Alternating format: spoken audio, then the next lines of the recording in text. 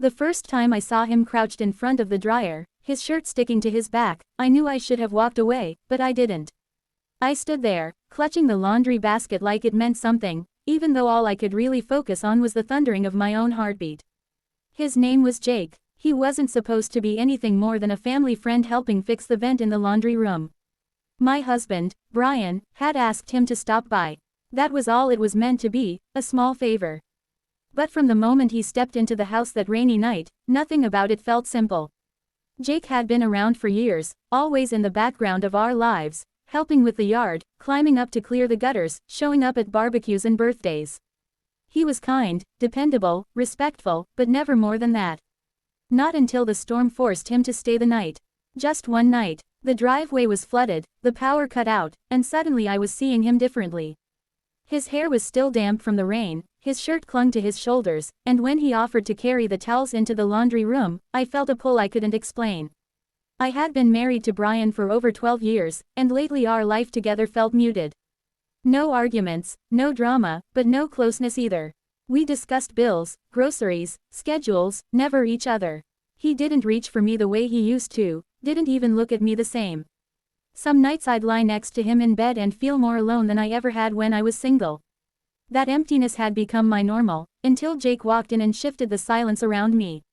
When he stood behind me in the laundry room, close enough that I could feel the warmth of his presence, something in me stirred. His fingers brushed lightly against my back, a touch so subtle it could have been dismissed as an accident, but it wasn't. I didn't move away. Instead, I let myself lean slightly, pressing against the edge of the machine, the heat of the dryer humming through me. And when his breath touched my neck, I felt something inside me break open, something I hadn't let myself feel in years. Something stirred inside me that I hadn't felt in years. He didn't rush, didn't force. His hand hovered near my side, waiting, hesitant, like he needed my permission. I gave the smallest nod, and that was all it took. When he kissed me, it wasn't wild or desperate, it was steady, deep, and honest, like we'd both been holding back the same truth for far too long. His hand slipped beneath my worn sweatshirt, the one I usually threw on when no one was watching, and yet he touched me like I mattered, like I was still worth noticing. For the first time in a long while, I felt alive.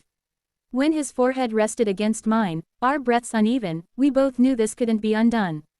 He pulled away slowly, no words, only silence, and left the door half open as he walked out. I stayed sitting on the edge of the dryer, a sock half pulled off, my hand resting on my thigh, wondering if I had just made the worst mistake of my life, or the most honest choice I'd ever made.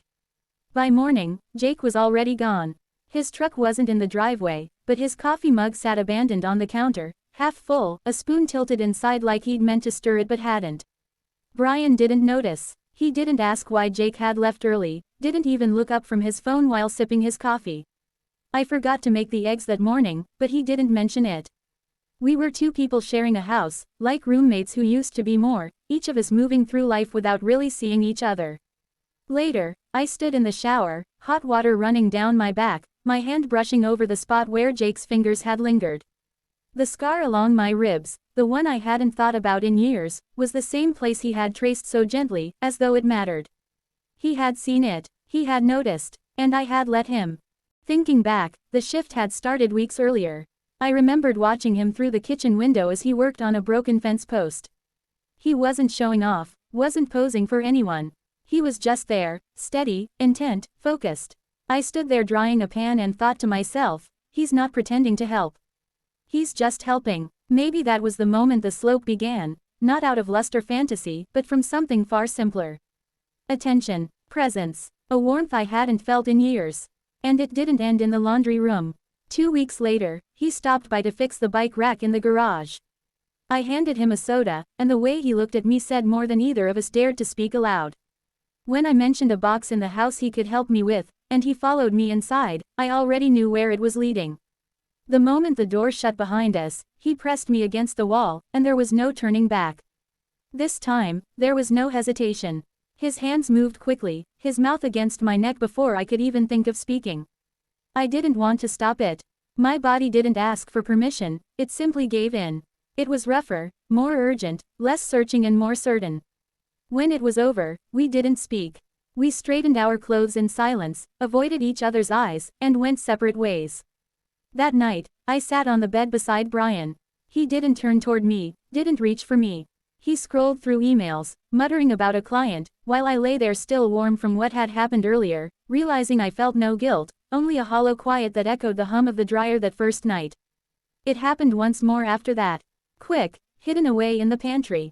I can't even remember what excuse we had to be there together, but I remember the shelf pressing against my back, the faint smell of cinnamon and flour surrounding us, and the weight of his breath close to my ear. He whispered nothing at all, and I didn't ask him to stop. Then, just as suddenly, it was over. No argument, no closure, just silence. Jake stopped coming by after that. The bike rack stayed broken, the gutters sagged again, the hallway light never got replaced. He was simply gone. I never reached out, and he never returned. His coffee mug still sits in the cabinet, and I see it every time I put the dishes away. Some nights, I find myself pressing my palm to the top of the dryer, trying to recall what it felt like to be wanted, not out of duty, but because someone truly saw me. Really saw me. And I wonder if that is the greater betrayal. Because in the end, it wasn't Jake I was searching for. It was a feeling, proof that I was still alive. And for a brief moment, I was. This story reveals how loneliness in a marriage can open the door to temptation. What began as a small moment of attention, a glance, a touch, grew into something that filled the silence she had been living in for years. Jake wasn't really what she wanted. He was only the reminder of what she had been missing, to feel seen, noticed, and alive again. The affair didn't last, but its memory lingered, leaving her with a question heavier than guilt: was it truly about him, or about rediscovering a part of herself that had been forgotten? Disclaimer: this story is created for storytelling and entertainment purposes only. It is not a reflection of real people or events. Any similarities to actual persons, living or dead, are purely coincidental. The intention of this content is to explore emotions, choices, and consequences, not to encourage or promote infidelity.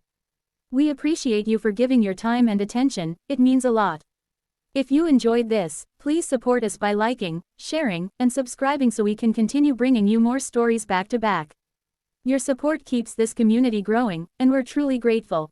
Every secret has a price. Don't miss the next story. Stay tuned, the next story might shock you even more.